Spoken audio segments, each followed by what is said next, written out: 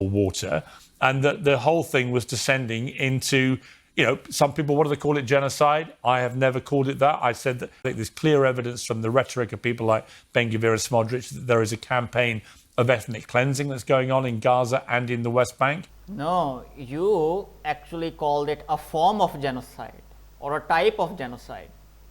Don't be so slippery now, since you were also targeting Finkelstein on the Nancy quote.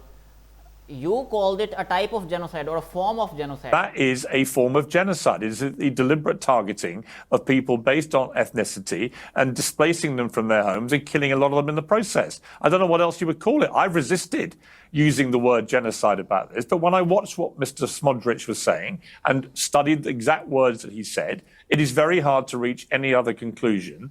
So you called it a form of genocide or genocide, right? And you were right, because under the UN definition, forcibly transferring a large group of people is also a type of genocide, right?